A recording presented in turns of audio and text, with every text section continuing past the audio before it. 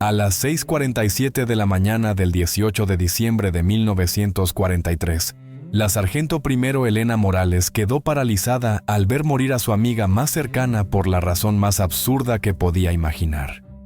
El cabo Miguel Herrera, de apenas 22 años, nacido en Santa Loma y con el sueño de abrir un pequeño taller mecánico cuando terminara la guerra, estaba agachado tras un muro bajo de piedra a las afueras de Brayden, Bélgica, mientras la infantería alemana de la 12ª División Panzer SS avanzaba a través de la niebla matinal a unos 300 metros. Miguel disparó su M1 Garand, contando los tiros con ritmo, del 1 al 8, hasta que sonó el inconfundible ping, el chasquido metálico del peine vacío expulsándose y resonando por el campo helado como una campana de cena, anunciando a cada alemán en un radio de 400 metros exactamente lo ocurrido, que un soldado estadounidense quedaba indefenso durante los siguientes 4 segundos. Sus manos temblaron al buscar un peine nuevo, los dedos entumecidos y torpes por el frío intenso, cuando un solo disparo seco de un Mauser alemán partió el aire, y Miguel cayó hacia adelante con un orificio limpio en el cuello, el peine sin usar aún apretado en su mano rígida. Morales, a unos 30 metros en su propio pozo de tirador, solo pudo observar cómo su amigo se desangraba sobre la nieve.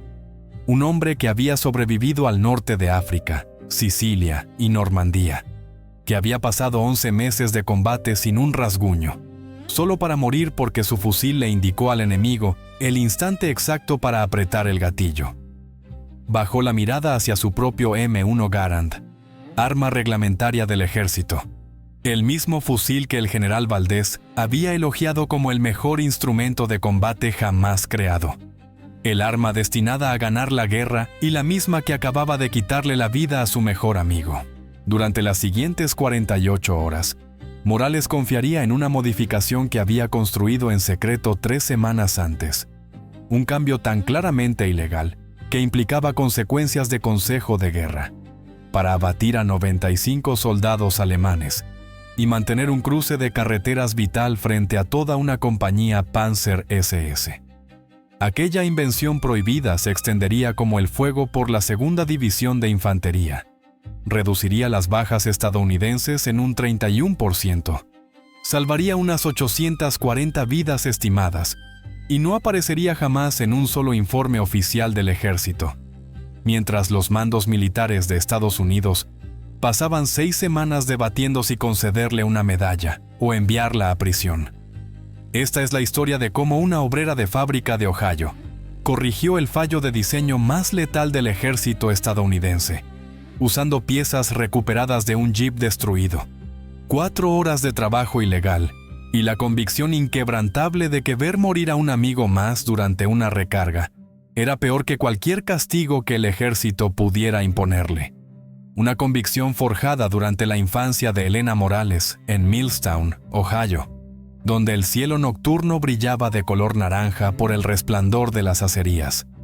Su padre pasaba turnos de 12 horas en el suelo de la fundición vertiendo hierro fundido. Y de niña, Elena pasaba los veranos en el taller de mantenimiento, aprendiendo a reconocer maquinaria averiada solo por el sonido, ya fuera un rodamiento chirriando, una correa patinando o el tono inconfundible del metal sometido a tensión. Una habilidad que le valió el apodo de «oídos» por parte de su capataz, porque detectaba los problemas antes de que los instrumentos de los ingenieros los registraran.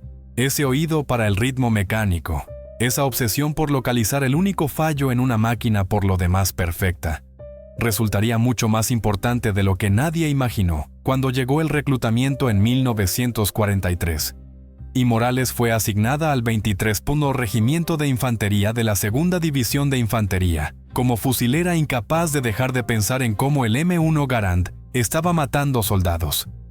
El problema no era un mal diseño, porque el M1 era extraordinario, semiautomático, accionado por gas y calibrado en .30-06, otorgando a la infantería estadounidense una enorme ventaja frente a los fusiles de cerrojo alemanes, llevado por cada soldado raso en Europa y elogiado en todos los manuales de instrucción, y aún así para diciembre de 1943, Morales había visto cómo el llamado mejor instrumento de combate jamás creado se cobraba la vida de 14 hombres de su compañía.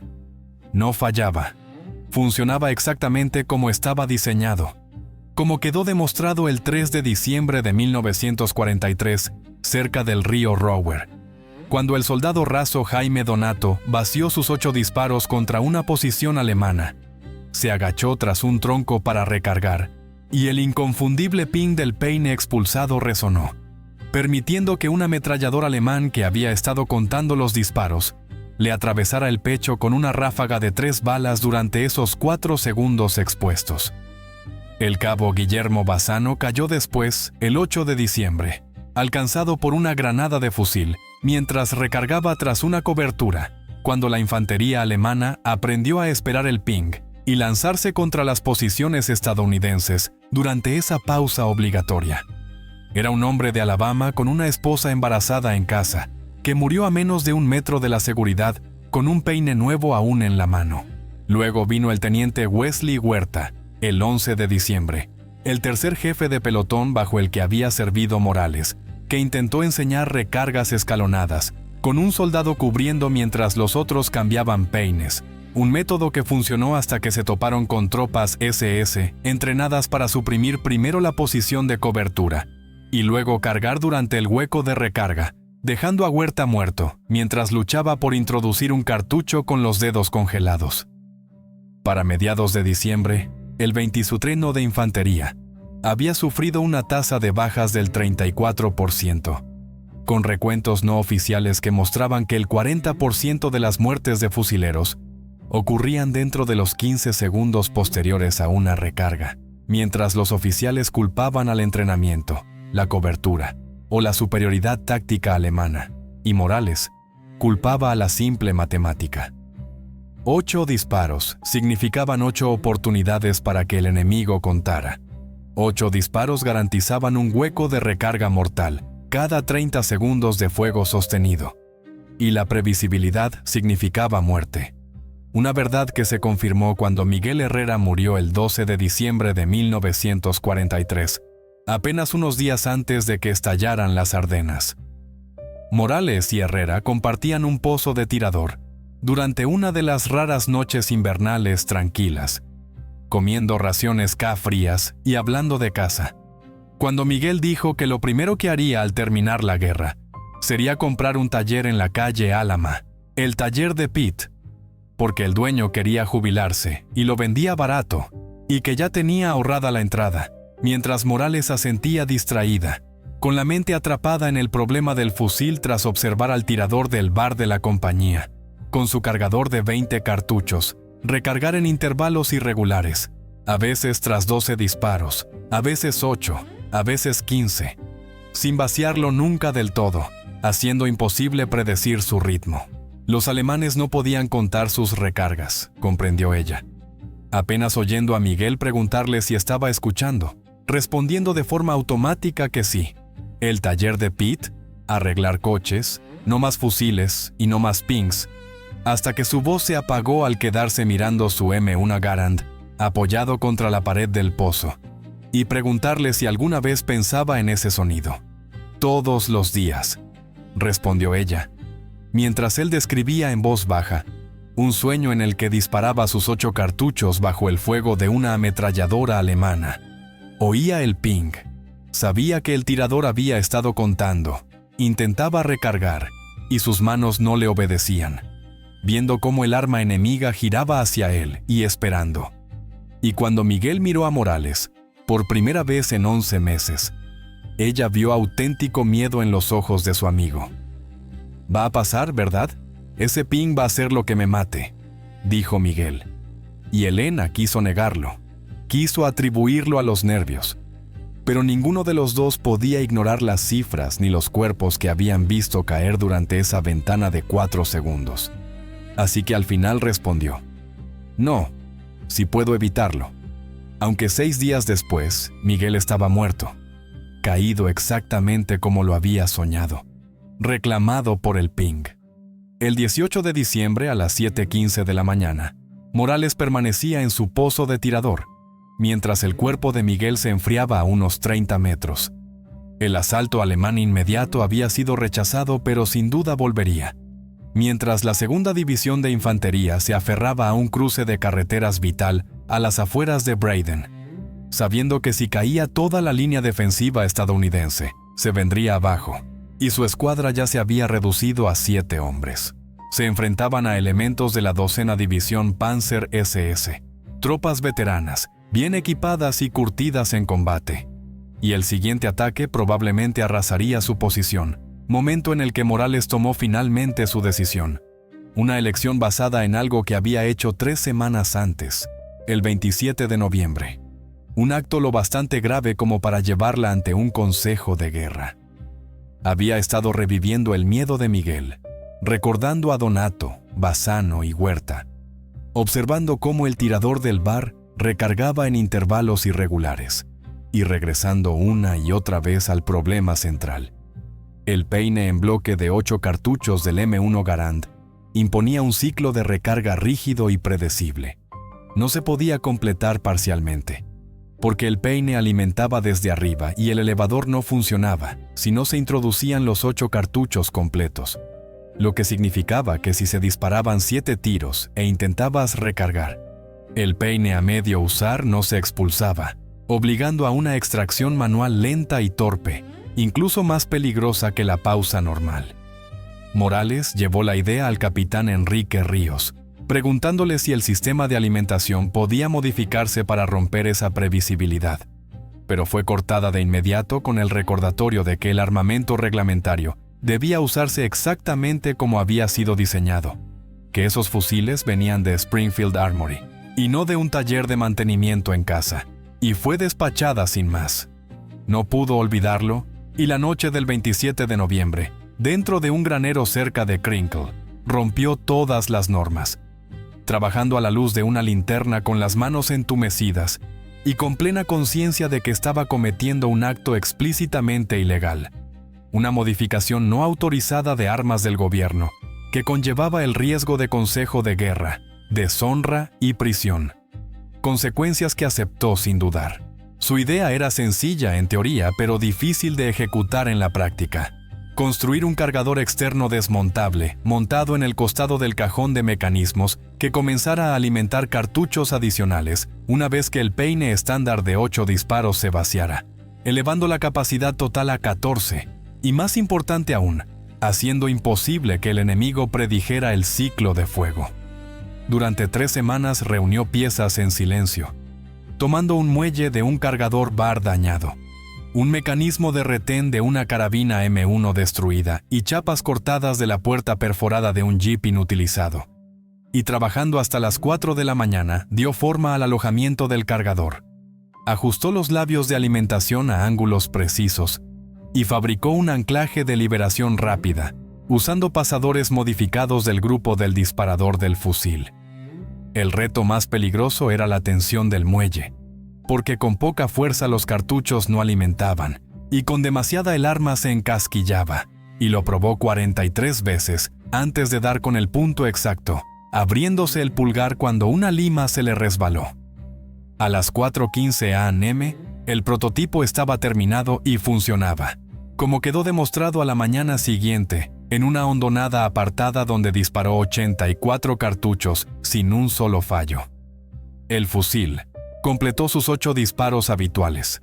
El peine salió expulsado con su conocido ping, pero en lugar de una pausa mortal, los disparos del 9 al 14 fluyeron sin problemas desde el cargador externo, creando fuego continuo donde la doctrina decía que debía haber silencio, y ella no se lo contó a nadie. No pidió permiso, simplemente llevó el fusil modificado en patrulla, esperando.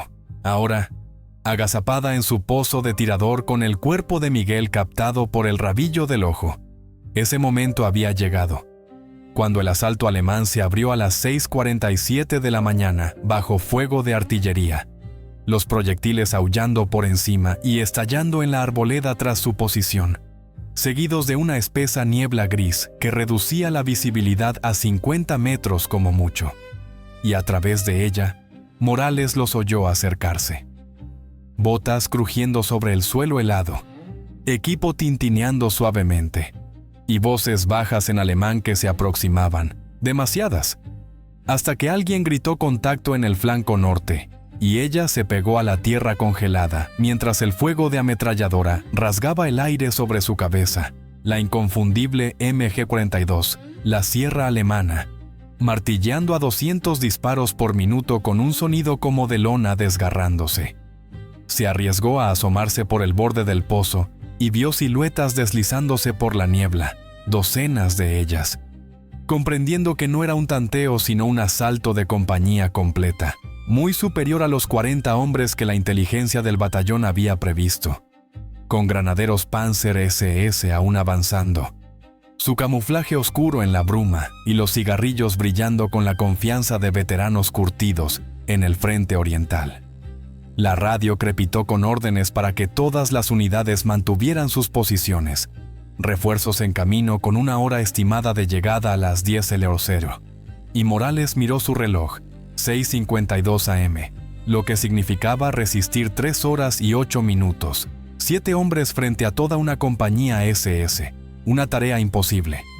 Bajó la vista hacia su M1 Garand modificado, el cargador externo colocado y cargado. 14 disparos listos, sabiendo que los alemanes contarían hasta 8 y escucharían el ping, sin tener idea de lo que les esperaba. Y pensó en Miguel muerto en la nieve porque su fusil lo había traicionado, en Donato, Bassano y Huerta, todos caídos en esos 4 segundos expuestos. «Hoy no», susurró Morales, cuando los primeros alemanes aparecieron a 200 metros. Un elemento de patrulla de quizá 12 hombres avanzando con cautela a través de la niebla. Morales dejó que avanzaran hasta unos 150 metros, siguiendo la doctrina estándar de fuego semiautomático controlado para ahorrar munición. Y luego centró las miras en el pecho del alemán que iba en cabeza y apretó el gatillo, el M1 retrocediendo mientras el hombre caía, tras lo cual pasó con suavidad al siguiente objetivo. Disparó al centro de masa y acertó. Siguió a un tercer alemán que se lanzaba a cubierto. Le dio un pequeño adelanto y envió un proyectil que lo derribó sobre la nieve. 5 disparos se habían ido. Quedaban 3 en el peine estándar. Y ahora los alemanes supervivientes respondían al fuego, los fogonazos apareciendo en la niebla, mientras las balas silbaban junto a su cabeza y golpeaban la tierra helada con impactos sordos que sentía en el pecho. Gastó los 3 últimos tiros, 2 impactos limpios y un fallo, 8 disparos en total. Y entonces llegó el ping, el peine vacío expulsado con su inconfundible sonido metálico. Una señal que cualquier alemán al alcance del oído entendía como 4 segundos de oportunidad, momento de avanzar, salvo que Morales no se detuvo. Su cargador externo modificado aún tenía 6 cartuchos, y siguió disparando. 9, 10, 11, congelando a los alemanes que ya habían iniciado la carga mientras la confusión se extendía, porque el fusil estadounidense debería haber estado vacío, en silencio, recargando, y sin embargo seguía disparando. Morales lanzó los cartuchos 12, 13 y 14. Abatió a 3 hombres más y el elemento de patrulla se desmoronó, arrastrando a sus heridos de vuelta a la niebla, solo entonces permitiéndole recargar con un peine nuevo de 8 cartuchos y un cargador externo fresco de 6. El tiempo total de exposición fue quizá de 6 segundos, y para entonces los alemanes ya se retiraban, mientras el soldado raso Jaime Ríos, encogido en un pozo de tirador a unos 30 metros, la miraba con los ojos muy abiertos y le preguntaba qué demonios había sido eso, una pregunta que ella ignoró mientras fijaba la vista en la niebla, esperando el asalto principal que sabía que llegaría. Llegó primero con artillería, 3 proyectiles avanzando a lo largo de la línea estadounidense, uno explotando a 20 metros de su posición y cubriéndola de tierra congelada y fragmentos metálicos, haciéndole zumbar los oídos y dejando un sabor a cobre en su boca, antes de que la niebla estallara en fogonazos. No una docena de alemanes esta vez, ni 20, sino al menos 80. 2 oleadas de asalto apoyadas por varias posiciones de MG-42. Avanzaron con rapidez, usando la niebla como cobertura, suboficiales gritando órdenes en alemán, Schnell, Schnell. Y Morales volvió a disparar con tiros disciplinados y apuntados, cayendo un enemigo, luego otro, un tercero tambaleándose y desplomándose, pero eran demasiados, 3 ocupando el lugar de cada uno que abatía. Consumió sus primeros 14 disparos, 8 del peine estándar, ping, luego 6 del cargador externo. Silencio, recargó y disparó otros 14, mientras los alemanes se acercaban a 200 metros, aún avanzando. Cuando una MG-42 abrió fuego desde un muro de piedra a 400 metros, los trazadores chasqueando sobre sus cabezas como avispones furiosos, mientras la ametralladora fijaba a toda su escuadra, obligándolos a mantener la cabeza agachada. Morales localizó el nido de ametralladora a través de la niebla, un disparo brutal a 400 metros con miras abiertas, y efectuó 3 tiros, ajustándolos hasta que el tercero dio en el blanco y la MG-42 quedó en silencio, solo para que el sirviente tomara el arma y cayera abatido por el siguiente disparo de ella, aunque la oleada principal de asalto ya se cerraba a 150 metros y no mostraba señales de detenerse. Un equipo alemán de Panzerfaust, 2 hombres con un lanzador antitanque, comenzó a prepararse para atacar las posiciones estadounidenses, y Morales puso 2 disparos en el operador, haciendo que el cohete saliera desviado y explotara sin causar daño en un campo vacío, dejándola en el disparo 11, con 3 cartuchos aún en el cargador externo, munición que los alemanes no sabían que conservaba.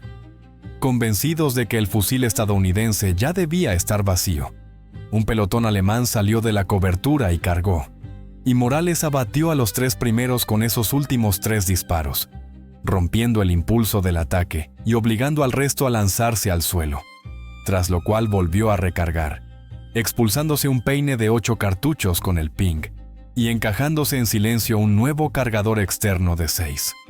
Siguieron 14 disparos más, y mantuvo ese ritmo durante los 15 minutos siguientes, ofreciendo un fuego constante e impredecible, que los alemanes no podían contar, ni sincronizar, ni explotar, hasta que la batalla cambió de golpe. La segunda oleada golpeó con mayor fuerza, aprendiendo del primer asalto, lanzando granadas de humo y fósforo blanco que llenaron el campo de una cobertura asfixiante, reduciendo los blancos a siluetas vagas deslizándose entre la neblina, y un escuadrón alemán rompió por el flanco izquierdo, arrollando un pozo de tirador, mientras los gritos estadounidenses y el chasquido seco de los MP-40 atravesaban el estruendo. La línea comenzaba a colapsar, y Morales giró hacia la izquierda, disparando a ciegas dentro del humo, guiándose por el movimiento y el sonido, logrando un impacto, oyendo un grito, disparando otra vez para otro acierto, solo para darse cuenta de que su cargador externo estaba vacío, dejándola con un único peine estándar, 8 cartuchos en total. Después de eso tendría que recargar ambos sistemas, una ventana de vulnerabilidad de quizá 10 segundos, una eternidad bajo fuego, justo cuando otra MG-42 abrió desde un ángulo diferente, barriendo la línea con fuego de flanqueo, que atrapó a 2 estadounidenses al descubierto, y los derribó con violencia, reduciendo la escuadra de Morales a 5 hombres. Consumió sus últimos 8 disparos contra la nueva posición de la ametralladora, fallando 7 veces antes de lograr un impacto certero que destrozó el hombro del tirador y silenció el arma, seguido de inmediato por el ping del peine expulsado, y Morales se agachó para iniciar la recarga, forzando un peine nuevo de 8 cartuchos con dedos entumecidos y torpes hasta sentir cómo encajaba, y luego alcanzando su cartuchera para sacar el último cargador externo cargado y fijarlo al riel lateral del fusil. Estuvo expuesta durante 9 segundos, aunque le parecieron 9 horas, con voces alemanas peligrosamente cerca y alguien gritando «Jetzt, jetzt, jetzt», mientras se lanzaban contra su posición durante la recarga. Y Morales se incorporó disparando, 3 alemanes corriendo a 50 metros, el primero cayendo al instante, el segundo necesitando 2 disparos para detenerlo, y el tercero a punto de alcanzar su pozo de tirador antes de que una bala le golpeara el pecho y lo lanzara hacia atrás, con su bota cayendo sobre la mano congelada de Miguel Herrera. Morales se quedó fijada en esa imagen durante un latido. La mano de Miguel bajo la bota alemana. La absoluta sensación de que aquello no debía existir. Y entonces, algo dentro de ella se apagó, volviéndose frío y mecánico. Y durante los siguientes 40 minutos, la sargento primero Elena Morales dejó de ser humana y se convirtió en una máquina. Eliminó metódicamente a cada alemán que se movía, no con fuego de supresión, sino con disparos precisos. Un soldado levantándose para recolocar su fusil abatido con un tiro al centro del pecho. Un suboficial poniéndose en pie para hacer avanzar a sus hombres derribado con un único disparo en la garganta. Un sanitario saliendo para atender a los heridos, recibiendo un disparo de advertencia colocado a unos 60 centímetros a su derecha. La bala clavándose en la tierra helada y obligándolo a quedarse inmóvil antes de retirarse. No hubo nada heroico ni valiente en ello. Solo violencia calculada aplicada a un único objetivo táctico: hacer que el coste de avanzar fuera mayor que el de retirarse. Los alemanes lo intentaron todo. Cargas coordinadas rotas una y otra vez por su ritmo de recarga impredecible.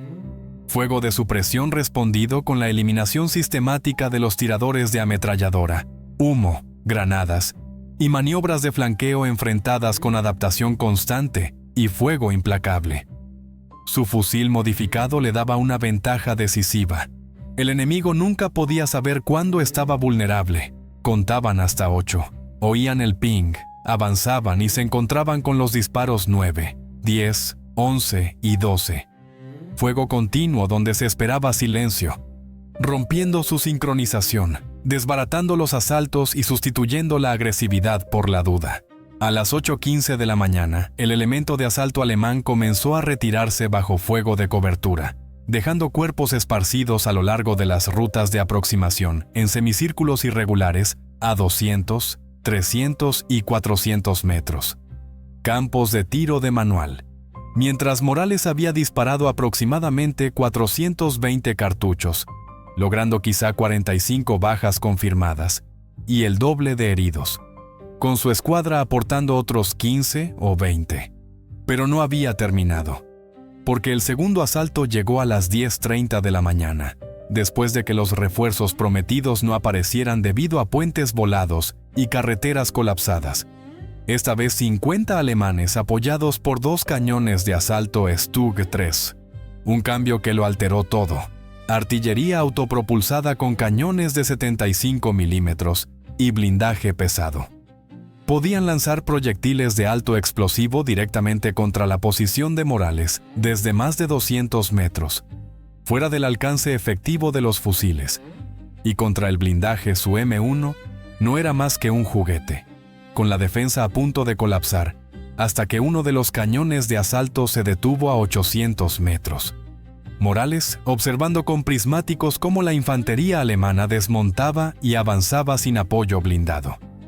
Más tarde sabría que había cazacarros estadounidenses operando en la zona y que los comandantes de los Stug no estaban dispuestos a avanzar sin una pantalla de infantería. Una sola decisión táctica de un oficial alemán que salvó su posición. Porque sin apoyo acorazado, el asalto de infantería siguió el mismo patrón que el ataque de la mañana. Oleadas de tropas intentando cerrar la distancia contra fusiles bien atrincherados. El combate de la tarde se prolongó durante 3 horas. Morales disparando otros 380 cartuchos y abatiendo a unos 35 hombres más, con el cañón de su fusil tan caliente a la 1:15 de la tarde que podía ver ondas de calor elevándose del metal, obligándola a verter agua de su cantimplora sobre él durante una recarga, oyendo el siseo del vapor mientras seguía disparando. El soldado raso Jaime Ríos estaba en su última bandolera de munición.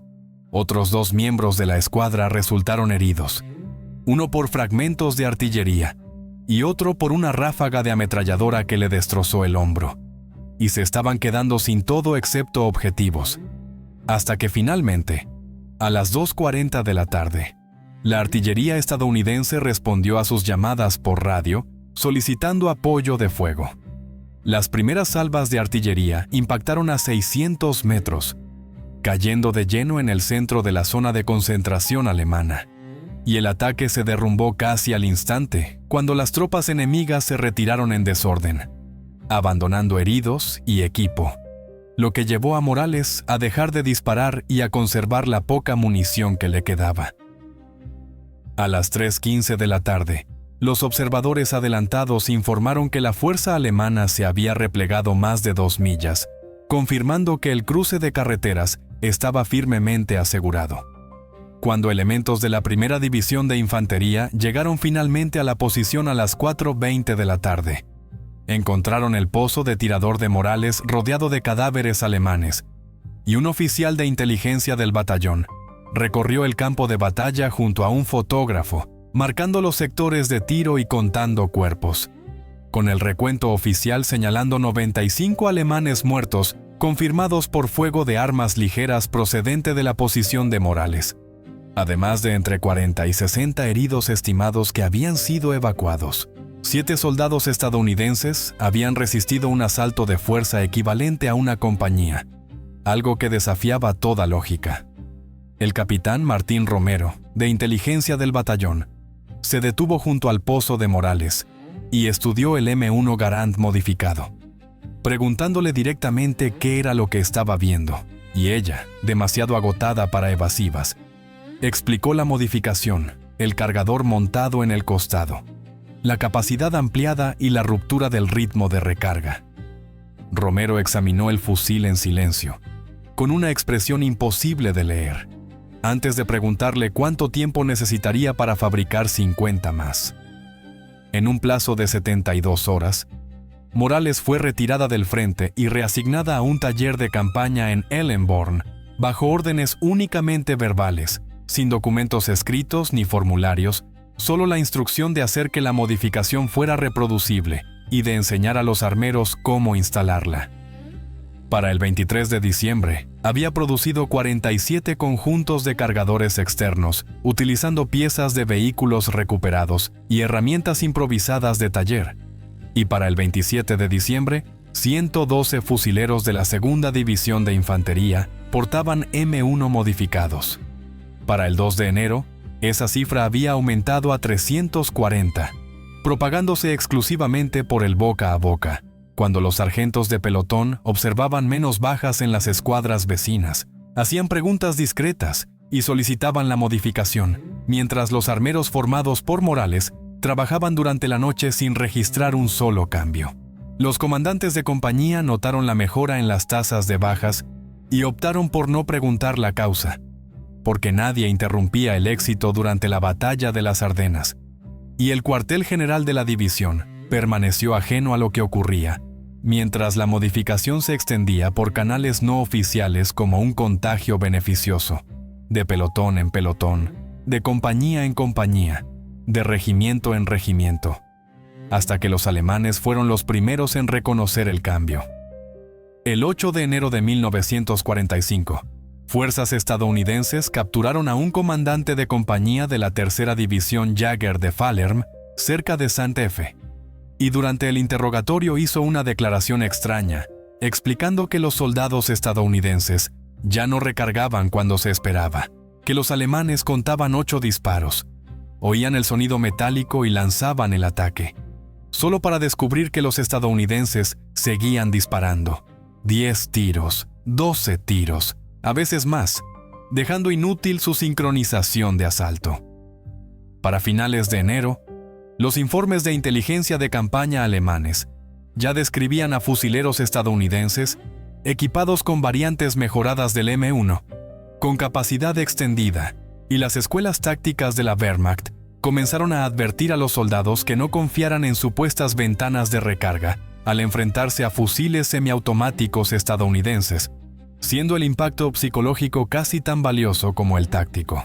La infantería alemana se volvió más cautelosa y reticente a explotar lo que creía momentos de vulnerabilidad, y para febrero de 1945 los datos eran innegables, con tasas de bajas de la Segunda División de Infantería en noviembre de 1944 del 34% en operaciones ofensivas y del 23% en defensivas, frente a las cifras de febrero de 1945 tras la adopción generalizada, que mostraban un 23% en ofensiva y un 14% en defensa.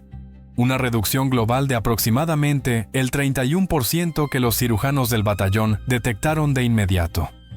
Llegaban menos heridos con lesiones sufridas durante pausas de recarga. Menos últimas resistencias terminaban en posiciones arrolladas. Y menos escuadras superadas en número eran destruidas durante cargas enemigas coordinadas.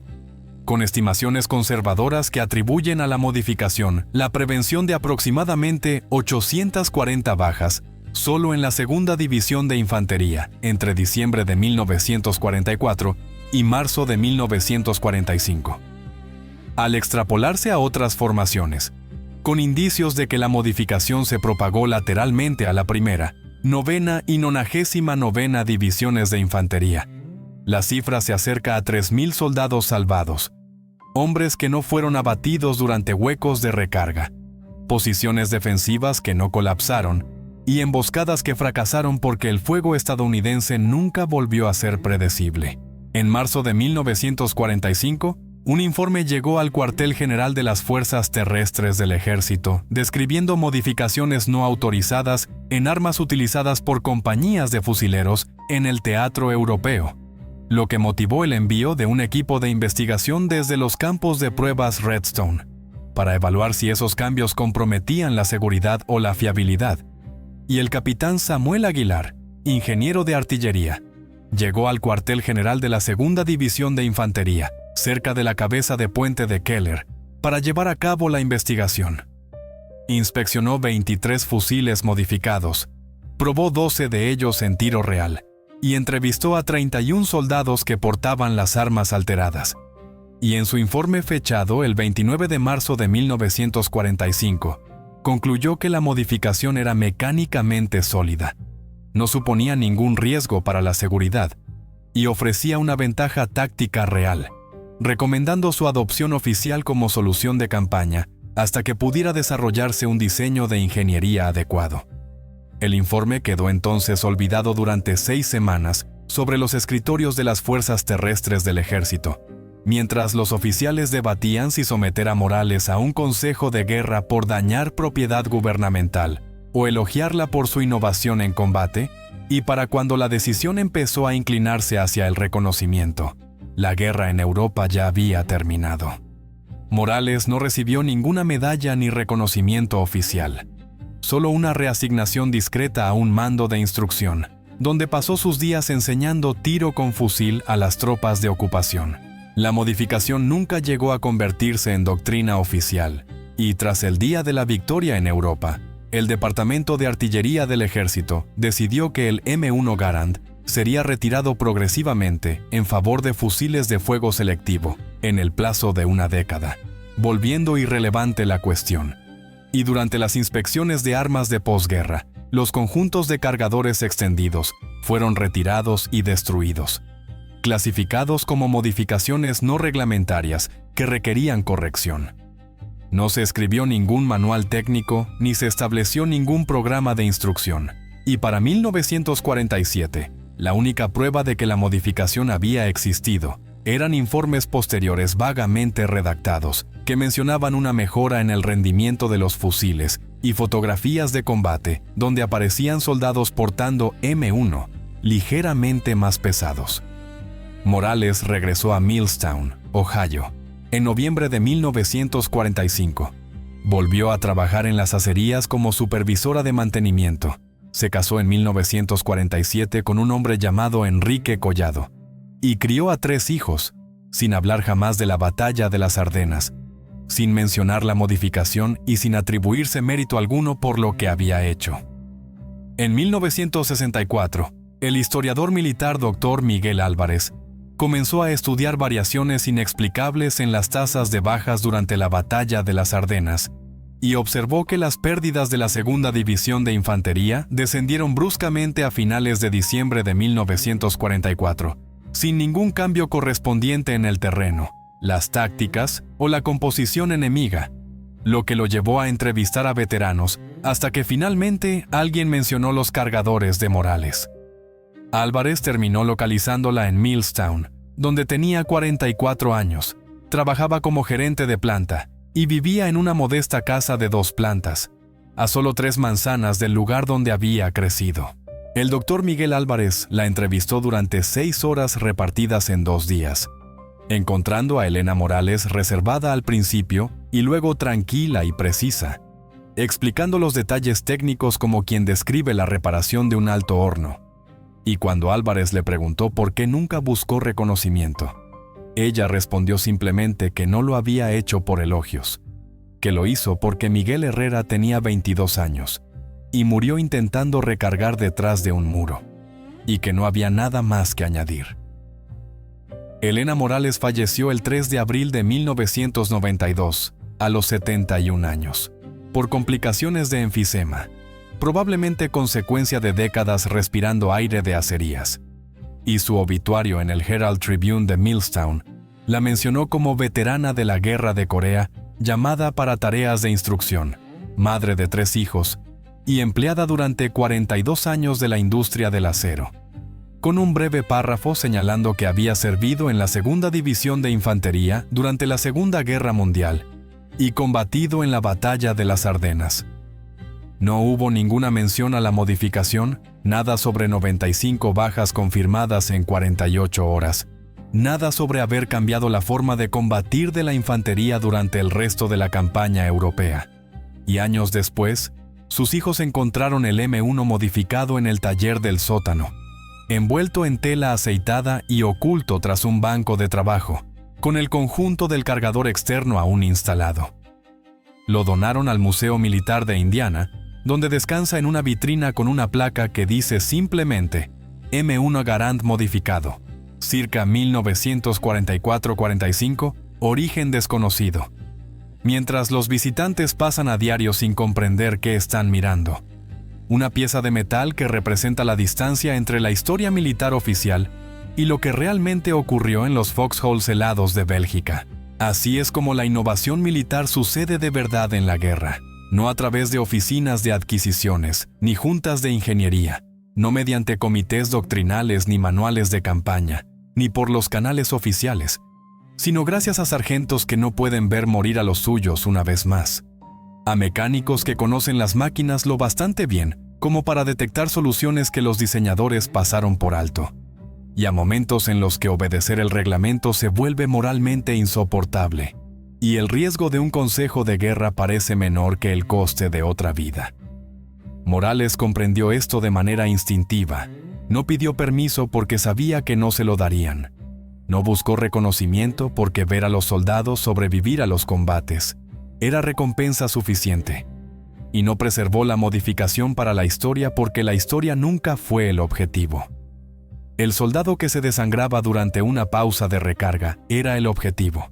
La escuadra que aguantaría o colapsaría según el fuego sostenido era el objetivo, y todo lo demás era simple burocracia.